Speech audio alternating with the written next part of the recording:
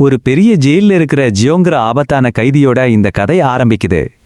ஒரு நாள் ஜெயில் காவலாளிகள் அவன மக்கள் முன்னாடி வெளியே கூட்டிட்டு வர்றாங்க. ஜியோங்க பார்த்த உடனே ஜனங்க கத்தவும் திட்டவும் ஆரம்பிக்கிறாங்க. ஏன்னா எல்லாருக்கும் அவனை சுத்தமா பிடிக்காது. அப்போ இன்னும் 2 நாள்ல ஜியோங்குக்கு தூக்கு தண்டனைன்னு ஜெயிலர் அறிவிக்கிறாரு. இதை கேட்டு மக்கள் ரொம்ப சந்தோஷப்படுறாங்க. இப்போ கதை ஒரு பிளாஷ்பேக்குக்கு போகுது. மீன் மார்க்கெட்ல ஒரு பொண்ணு வேலை செய்யறத நாம பாக்குறோம். ஒரு நாள் அவ அங்கேயே ஒரு குழந்தைய பெத்தெடுக்கிறா. அந்த குழந்தை செத்து போயிருச்சுன்னு நினைச்சு அதை அங்கேயே விட்டுட்டு அவ கிளம்பிடுறா. ஆனா சில நிமிஷம் கழிச்சு அந்த குழந்தை அழ ஆரம்பிக்குது. மார்க்கெட்ல இருந்த எல்லாரும் அதை கவனிச்சு அவ செஞ்ச காரியத்தை தெரிஞ்சுக்கிறாங்க. ஜனங்க அந்த பொண்ணை திட்ட ஆரம்பிக்கிறாங்க. உடனே போலீஸ் வந்து குழந்தைய வேணும்னே விட்டுட்டு போனதா சொல்லி அவளை அரெஸ்ட் பண்றாங்க. அப்புறம் அவளுக்கு மரண தண்டனை கிடைக்குது. அவ விட்டுட்டு போன அந்த குழந்தை தான் இப்போ ஜெயில்ல இருக்கிற இந்த ஜின். ஜியோங்குக்கு குடும்பம் யாரும் இல்லாததால அவனை ஒரு அனாதை இல்லத்துக்கு அனுப்பிடுறாங்க. அங்க வாழ்க்கை ரொம்ப கஷ்டமா இருந்துச்சு. ஜியோங் தங்களோட இடத்த புடிச்சிடுவான்னு மத்த பசங்க அடிக்கடி அவனை காயப்படுத்த பாக்குறாங்க. ஆனா சரியான நேரத்துக்கு அங்க வந்த அந்த இல்லத்தோட காப்பாளர் பசங்களுக்கு தண்டனை கொடுக்கறாங்க. காலம் ஓடுது. ஜியோங்குக்கு இப்போ 5 வயசாகுது. ஆனா அவன் இன்னும் ஒரு வார்த்தை கூட பேசல. அவனுக்கு பேச வராம இல்லனா பேசணுங்கிற அவசியம் அவனுக்கு இருக்கிறது இல்ல. ஆனா ஜியோங்குக்கு ஒரு விசேஷ சக்தி இருக்கு. அவனோட முகரும் திறன் ரொம்ப அபாரமானது. எதையுமே முகர்ந்து பார்த்தே அவனால அடையாளம் கண்டுபிடிக்க முடியும். ஜியோங் தன்னோட சிறுவயதை அந்த அனாதை இல்லத்திலேயே அமைதியா கழிக்கிறான். வருஷங்கள் போகுதிப்போ அவனுக்கு 13 வயசாகுது. அந்த இல்லத்தோட உரிமையாளர் மிருக தோல் வியாபாரம் பண்ற ஒருத்தர்கிட்ட இவனை விற்க முடிவு பண்றாரு. ஆனா அந்த டீல் முடிஞ்ச கொஞ்ச நேரத்திலேயே கொள்ளைக்காரங்க அந்த பொண்ணை கொன்னுட்டு பணத்தை திருடிட்டு போறாங்க. ஜியோங்க சுத்தி ஏதோ விசித்திரமா நடக்குது. அவனை யாரு கைவிட நினைச்சாலும் அவங்க கடைசியில செத்து போயிடுறாங்க. இது முதல்ல அவனோட அம்மாவுக்கும் நடந்துச்சு. இப்போ அந்த அனாதை இல்லத்து உரிமையாளருக்கும் நடந்திருக்கு. ஜியோங்க வாங்கின அந்த ஆளு அவனை கூட்டிட்டு போய் ரொம்ப கடுமையா வேலை வாங்குறாரு. ஒரு நாள் அவரு ஜியோங்க பாரிஸ் வீதிகளுக்கு கூட்டிட்டு போறாரு. அங்க ஒரு கூட்டமான மார்க்கெட்டுக்கு போறாங்க. அங்க ஜியோங்குக்கு காத்துல ஒரு அழகான வாசனை கிடைக்குது. அந்த வாசனைய பின்தொடர்ந்து போய் ஒரு சென்ட் கடை வாசல்ல நிக்கிறான். அங்க மக்கள் சென்ட் வாங்கிட்டு இருக்காங்க. அந்த வாசனை அவனை அப்படியே மயக்குது. திடீர்னு ஜியோங் இன்னும் வசீகரமான வேறொரு வாசனையை கவனிக்கிறான். அதை பின்தொடர்ந்து போய் அது ஒரு பழம் விற்கும் பெண்ணிடமிருந்து வருவதை அவன் கண்டுபிடிக்கிறான். ஜின் அவள் கிட்ட போறான். அவனுக்கு பசிக்குதுன்னு நினைச்சு அந்த பொண்ணு 2 பழங்களை கொடுக்கறா. ஆனா ஜியோங் அவ கையை பிடித்து அந்த வாசனையை முகர பார்க்கிறான். அவளோட வாசனைய அப்படிதான் அவன் புரிஞ்சுக்கிறான். அந்த பொண்ணு பயந்து போய் அங்கிருந்து ஓடிடுறா. ஆனா ஜியோங்கோட அபாரமான மோப்ப சக்தி அவனை வழி நடத்துது. அவளை எப்படியாவது கண்டுபிடிக்கணும்னு தெருக்கள் வழியா அந்த வாசனைய தொடர்ந்து போறான். ஜியோங் பின்னாடியே வர்றத பார்த்த அந்த பொண்ணு பயத்துல அலற ஆரம்பிக்கிறா. யாராவது சத்தத்தை கேட்டு ஓடி வந்து தன்னை அடிச்சே கொன்னுடுவாங்கன்னு பயந்து ஜியோங் டக்குன்னு அவ வாய மூடுறான். கொஞ்ச நேரம் கழிச்சு எல்லாம் அமைதியானதும் அவன் கையை எடுக்கிறான். ஆனா அதுக்குள்ள அந்த பொண்ணு மூச்சு விடாம இறந்து போயிட்டா. ஜியோங் மனசு உடைஞ்சு போயிடுறான். அவளை காயப்படுத்தணும்னு அவன் நினைக்கல. அவளோட அந்த அழகான வாசனையை உணரத்தான் ஆசைப்பட்டான். ஆனா இப்ப அவ இல்லாததால அந்த நறுமணமும் மெல்ல மறையுது. கொஞ்ச காலம் கழிச்சு அதே ஊர்ல இருக்கிற ஒருத்தர்கிட்ட விலங்கு தோல்களை கொடுக்க ஜியோங் அனுப்பப்படுறான். அங்க போனதும் தான் அது ஒரு வாசனை திரவிய கடைன்னு அவனுக்கு தெரியுது. அந்த கடை முதலாளி ஒரு காலத்துல புகழ்பெற்ற சென்ட் தயாரிப்பாளராய் இருந்தவரானா இப்ப ஊர்ல போட்டி அதிகமானதுனால அவரோட வியாபாரம் நலிஞ்சு போயிருக்கு. ஜியோங் அங்க சுத்தி பார்த்துட்டு கடையில இருக்கிற அற்புதமான வாசனைகள்ல அப்படியே மயங்கி போறான். முகர்ந்து பார்த்தே அந்த சென்ட் பத்தி சொல்ல ஆரம்பிக்கிறான். இதுவரை யாரும் இப்படி செஞ்சதே இல்ல. அப்புறம் பலவிதமான சென்ட்டுகளை ஒன்னா கலந்து புதுவிதமான நறுமணங்களை உருவாக்கி கடை முதலாளிய ஆச்சரியப்படுத்துறான். ஜியோங் தயாரிச்ச ஒரு சென்ட் அந்த முதலாளிக்கு அவரோட பழைய காதலியை ஞாபகப்படுத்துது. அதை உணர்ந்து அவர் நெகிழ்ந்து போறார். ஜியோங்கோட திறமையை பார்த்து வியந்த அவர் ஜியோங்கோட பழைய முதலாளி கிட்ட இருந்து அவனை விலைக்கு வாங்க முடிவு பண்றார். ஆனா விசித்திரமா ஜியோங்க வித்த அந்த மனுஷனும் இறந்துடுறான். ஏற்கனவே அவனை விட்டு பிரிஞ்ச மத்தவங்களுக்கு நடந்த மாதிரியே இப்போ ஜியோங் அந்த சென்ட் தயாரிப்பாளரோட சேர்ந்து தங்கி வேலை செய்ய ஆரம்பிக்கிறான். சென்ட் எப்படி தயாரிக்கணும்னு எல்லாத்தையும் அந்த மனுஷன் அவனுக்கு சொல்லிக் கொடுக்கறான்.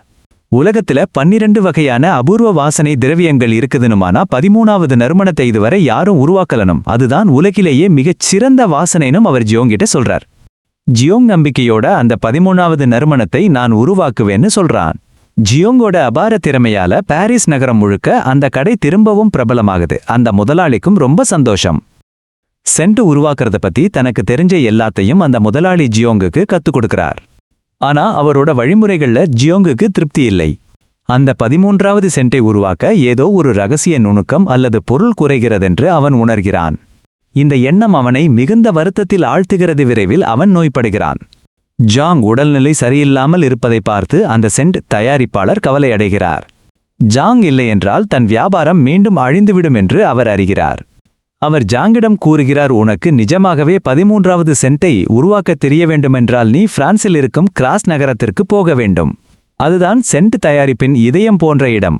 ஜாங் கிளம்புவதற்கு முன்பு அவனிடமிருந்து 100 விதமான சென்ட் தயாரிக்கும் முறைகளை அந்த தயாரிப்பாளர் கற்றுக்கொள்கிறார். அதற்கு பதிலாக ஜாங் தன் பயணத்தை தொடங்க தேவையான எல்லா பயண ஆவணங்களையும் அவர் ஏற்பாடு செய்கிறார். ஜாங் கிராஸ் நோக்கி புறப்படுகிறான். ஆனால் அவன் கிளம்பிய அடுத்த கணமே அந்த தயாரிப்பாளரின் வீடு இடிந்து விழுகிறது. ஜாங்கை விட்டு பிரிந்த மற்றவர்களைப் போலவே அவரும் இறந்து போகிறார். இப்போது ஜாங் கிராஸ் நகரத்தை நோக்கி பயணம் செய்வது காட்டப்படுகிறது. வழியில் அவன் 2 பாதைகளை காண்கிறான். ஒன்று கிராமத்திற்கு செல்கிறது, மற்றொன்று மலைகள் மற்றும் காடுகள் வழியாகச் செல்கிறது. ஜாங் மலைப்பாதையை தேர்ந்தெடுக்கிறான். சமூகத்திலிருந்து தன்னை முழுமையாக விலக்கிக் கொண்டு இயற்கையோடு தனியாக வாழ அவன் முடிவு செய்திருக்கிறான். மலைகளின் ஆழத்தில் ஒரு குகையை கண்டுபிடித்து அங்கேயே வாழத் தொடங்குகிறான். நாட்கள் அமைதியாக நகர்கின்றன. ஒரு இரவு ஜாங் அந்த பழம் விற்கும் சிறுமியை பற்றி கனவு காண்கிறான். அவளுடைய வாசனைதான் ஒருமுறை அவனை மயக்கியிருந்தது. அவன் திடீரென எழுந்து சுற்றி பார்க்கிறான். ஆனால் அங்கே யாருமில்லை. பிறகு அவன் தன் உடலை முகர்ந்து பார்க்கிறான். அப்போது ஒரு அதிர்ச்சியான உண்மையை உணர்கிறான். அவனுக்கு தன் சொந்த வாசனை என்று எதுவுமே இல்லை. மற்றவர்களின் வாசனையைக் கண்டுதான் ஏன் இவ்வளவு தொந்தரவாக உணர்ந்தோம் என்று ஜாங் புரிந்து கொள்கிறான். ஏனென்றால் அவனுக்கே வாசனையே இல்லையே. மீண்டும் உறுதியோடு அவன் கிராஸ் நகரத்திற்கு போக முடிவெடுக்கிறான். அவன் பயணம் செய்யும்போது திடீரென்று ஒரு பழக்கமான மனதை மயக்கும் வாசனை வருகிறது. சரியாக அந்த பழம் விற்கும் சிறுமியிடம் வந்ததைப் போலவே. அவன் சுற்றி பார்க்கும்போது ஒரு குதிரை வண்டி கடந்து போவதை காண்கிறான். அதனுள்ளே ஒரு இளம்பெண் அமர்ந்திருக்கிறாள். ஜாங் அந்த வண்டியை அமைதியாக பின்தொடர்கிறான். அது சீக்கிரமே கிராஸில் உள்ள ஒரு பெரிய மாளிகைக்குள் நுழைகிறது. அந்த மாளிகை ஆண்ட்வான் என்ற பணக்காரருக்கு சொந்தமானது.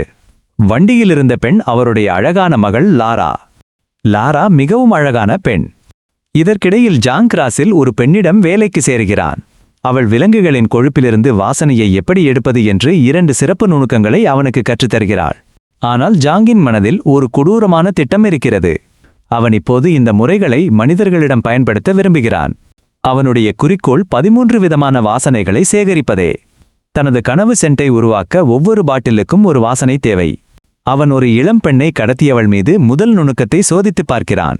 ஆனால் அது முற்றிலும் தோல்வியடைகிறது. அதனால் அவன் இன்னொரு பெண்ணை பிடித்து 2வது முறையை பயன்படுத்துகிறான். இந்த முறை அது சரியாக வேலை செய்கிறது. ஒரு வழியா மனித தோல்ல இருந்து வாசனையை எப்படி எடுக்கிறதுன்னு ஜோங் கத்துக்கிட்டான். இப்ப அதிலேயே குறியா இருக்கிற ஜோங் வித்தியாசமான வாசனை இருக்கிற பெண்களை தேடி வேட்டையாட ஆரம்பிக்கிறான்.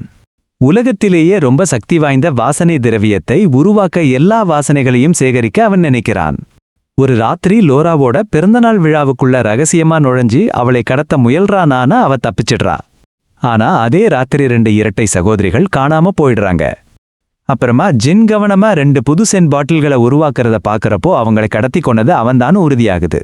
அதுக்கப்புறம் ஜியோங் அடுத்தடுத்து இதை செய்ய பல பெண்கள் காணாம போறாங்க. சீக்கிரமே அவன்கிட்ட 12 பாட்டில்கள் சேருது, ஒவ்வொன்றிலையும் ஒவ்வொரு வாசனை. இந்த மர்மமான மறைவுகள் ஊர் முழுக்க பீதியை கிளப்புது. எல்லாரும் கதவை பூட்டிக்கிட்டு அவங்க மகள்களை வீட்டுக்குள்ளேயே வச்சுக்கிட்டாங்க. ஊர் முழுக்க பயம் பரவி இருக்கு. லோராவோட அப்பா ஆண்ட்ரூன் ஒரு பொறுப்பான மனுஷன். இந்த விசாரணையை அவரே கையில் எடுக்கிறார். இதுவரைக்கும் கிடைச்ச உடல்கள்ல எந்த அடியும் இல்ல. அதனால கொலையாளியோட நோக்கம் சாதாரணமானது இல்ல, ஏதோ விசித்திரமானதுன்னு ஊர் மக்கள் கிட்ட சொல்றார். ஊரே குழப்பத்துல மூழ்குது. பயந்து போன மக்கள் சர்ச்சில் ஒன்னு கூடி பாதிரியார்கிட்ட தங்களை காப்பாத்தும்படி கெஞ்சிடுறாங்க. கடவுள் உதவுவார், கண்டிப்பா நீதி கிடைக்கும்னு பாதிரியார் அவங்களுக்கு நம்பிக்கை தர்றார். அப்போ ஒருத்தன் ஓடி வந்து கொலையாளி பிடிபட்டுட்டான்னு தகவல் சொல்றான். ஆனா ஆண்ட்ரூன் அதை நம்பல. இவ்வளவு புத்திசாலியான கொலையாளி இவ்வளவு லேசா பிடிபட மாட்டான்னு அவர் சொல்றார். ஆண்ட்ரூன் தன் மகள் லோராவை நினைச்சு ரொம்ப கவலைப்படுறார். அவ பாதுகாப்புக்காக கிராஸ் நகரத்தை விட்டு சீக்கிரமே கிளம்பணும்னு அவர் முடிவு பண்றார். ஆனா அவங்க ஊரை விட்டு கிளம்புறப்போ லோராவோட வாசனை காத்துல ஜியோங்குக்கு தெரியுது. அவ ஊரை விட்டு போறான்னு புரிஞ்சுகிட்டு உடனே அவளை பின்தொடர ஆரம்பிக்கிறான். அதே சமயம் ஊர்ல ஜியோங்கோட வேலைக்காரன் ஒருத்தனவன் ஒரு பெண்ணோட துணிமணி மற்றும் முடியை தோண்டி எடுக்கிறத பார்த்துடுறான். அவன் போலீஸ்ல சொல்லங்க வந்த அதிகாரிகள் காணாம போன எல்லா பெண்களோட துணிகளும் அங்க புதைக்கப்பட்டிருக்கிறத கண்டுபிடிக்கிறாங்க. கடைசியில உண்மை தெரிஞ்சிடுச்சு, ஜியோங் தான் உண்மையான கொலையாளி. இதற்கிடையில் ஆண்ட்ரூனும் லோராவும் ஒரு ஹோட்டல்ல தங்கறாங்க. ஜாக்கிரதையா இருக்கணும்னு ஆண்ட்ரூன் லோரா ரூம் சாவியை அவர்கிட்டயே வச்சுக்கிறார். ஆனா அன்னைக்கு ராத்திரி அவர் தூங்கும்போது ஹோட்டலுக்குள்ள நுழைஞ்ச ஜியோங் சாவியை எடுத்துக்கிட்டு லோரா ரூமுக்குள்ள போறான். மறுநாள் காலை ஜின் கையில புது சென் பாட்டில் இருக்கிறத பார்க்கும்போது லோரா இறந்துட்டானும் அவ வாசனை ஜின் சேகரிப்புல ஒன்னா ஆயிடுச்சுனும் புரியுது. ஜின் தான் சேகரித்த அந்த 12 பெண்களோட வாசனையையும் லோராவோட வாசனையையும் ஒன்னா சேர்த்து ஒரு கடைசி பாட்டிலில் கலக்கிறான். இதுதான் அந்த 13வது வாசனை திரவியம் இதுவரைக்கும் உருவானதிலேயே ரொம்பவும் சக்தி வாய்ந்தது. சீக்கிரமே போலீஸ் ஜாங்க பிடிச்சிடுறாங்க. அப்புறம் கதை இப்போ இருக்கிற காலத்துக்கு வருது. அவனுக்கு தண்டனை கிடைக்க போற அந்த நாள். அந்த கொலையாளிக்கு கடைசியில கிடைக்க போற தண்டனையை பார்க்க ஊரே ஒன்னா கூடுது. ஆனா ஜாங்க வெளியே கூட்டிட்டு வரும்போது நம்ப முடியாத ஒரு விஷயம் நடக்குது. அவன் அந்த 13வது வாசனை திரவியத்தை அவனோட உடம்பு முழுக்க பூசியிருக்கான். அந்த வாசனை காத்துல பரவன அடுத்த நிமிஷம் அவனுக்கு தண்டனை கொடுக்க வந்தவன் அப்படியே மயங்கி போய் நிக்கிறான். உணர்ச்சி வசப்பட்டு அவன் ஜாங் முன்னாடி மண்டிட்டு சொல்றான், இந்த மனுஷன் ஒரு அப்பாவி இவனை கொல்ல முடியாதுன்னு. அங்க கூடியிருந்தவங்க மெதுவா பேச ஆரம்பிக்கிறாங்க. யாருக்கும் அங்க என்ன நடக்குதுன்னே புரியல. அந்த வாசனை திரவியத்தோட சக்தி ஜாங் ரொம்ப புனிதமானவன் அப்படின்னு எல்லாரையும் நம்ப வைக்குது. அதுக்கப்புறம் ஜாங் ஒரு கைக்குட்டையை எடுத்து அதுல அந்த 13வது வாசனை திரவியத்தை தெளிக்கிறான். அத அவன் காத்துல அசைக்க சீக்கிரமே அங்க இருந்த எல்லாரும் அந்த வாசனையை சுவாசிக்கிறாங்க. அவங்க அதை நுகர்ந்த அந்த நொடியே எல்லாரும் அப்படியே சொக்கி போயிட்டாங்க. அவங்க மனசுல இருந்த வெறுப்பு எல்லாம் அப்படியே மறைஞ்சிடுச்சு. மக்கள் ஒருத்தரை ஒருத்தர் நேசிக்க ஆரம்பிச்சு கட்டிப்பிடிச்சு அழுது எல்லாரும் ரொம்ப சந்தோஷமா உணர்றாங்க. சரியா அதே நேரம் லோராவோட அப்பா ஆண்ட்ரூ ஒரு வாளோட அங்க வர்றாரு. ஜாங்கை கொல்லணும்னு அவர் முடிவு பண்ணியிருந்தாலும் அவரால கூட அந்த வாசனை திரவியத்தோட சக்தியிலிருந்து தப்பிக்க முடியல. அந்த வாசனை அவருக்குள்ள போனதும் அவரோட கோபம் அப்படியே மெதுவா குறைய ஆரம்பிக்குது. ரொம்பவே உணர்ச்சி வசப்பட்டு மண்டியிட்டு மெதுவா சொல்றார் ஜாங், நீ என்னோட மகன் அப்படின்னு. மகளை கொன்னவனையும் ஒரு அப்பா மன்னிக்கிற அளவுக்கு அந்த வாசனை திரவியம் அவரை மாத்திடுச்சு. ஆனா ஜாங்குக்கு உண்மை தெரியும்தான், செஞ்ச பாவத்தை யாராலும் மன்னிக்க முடியாதுன்னு அவனுக்கு புரியுது. அவனோட மனசுல தான் முதல்ல கொன்ன அந்த பழம் விற்கும் பெண்ணோட முகம்தான் நிக்குது. அங்க இருந்துதான் இதெல்லாம் ஆரம்பிச்சது. அவன் தனக்குள்ளேயே நினைச்சுக்கிறான், அவ மட்டும் இப்போ உயிரோட இருந்திருந்தா ஒருவேளை நான் அவளை நேசிச்சிருப்பேனோன்னு. ஒருவேளை நான் ஒரு நல்ல மனுஷனா வாழ்ந்திருக்கலாம். குற்ற உணர்ச்சியோடவும் வருத்தத்தோடவும் ஜாங் அமைதியா அந்த இடத்தை விட்டு கிளம்புறான். அவன்தான் பிறந்த அதே மீன் மார்க்கெட்டுக்கு திரும்பி போறான். அங்க இருக்கிற பசியும் வறுமையும் நிறைந்த மக்கள் நடுவுல அந்த 13வது வாசனை திரவிய பாட்டிலை கடைசி தடவையா எடுக்கிறான். ஜாங் அதை திறந்து அந்த திரவியம் முழுவதையும் தன் மேலேயே ஊத்திக்கிறான். அந்த வாசனை காத்துல பரவுது. அது எவ்வளோ அழகா இருந்துச்சுன்னா அங்கிருந்த எல்லாரும் தங்களை மறந்து நிக்கிறாங்க. ஆசையாலும் உணர்ச்சியாலும் உந்தப்பட்ட அந்த கூட்டம் ஜாங்கை நோக்கி வேகமா ஓடுது. அந்த நேரத்துல அவங்க அவனை கூறு போட்டாங்க. அது வெறுப்பால இல்ல, அந்த வாசனை அவன் மேல காட்டின அளவற்ற அன்பால அவனையே அடையணும்னு அப்படி செஞ்சுட்டாங்க. அப்படிதான் ஜியோங்கோட கதை முடியுது. உலகத்தோட மிகச்சிறந்த நறுமணத்தை உருவாக்க நினைச்சு அந்த முயற்சியில தன்னையே முழுசா தொலைச்ச ஒரு மனுஷனோட கதை இது.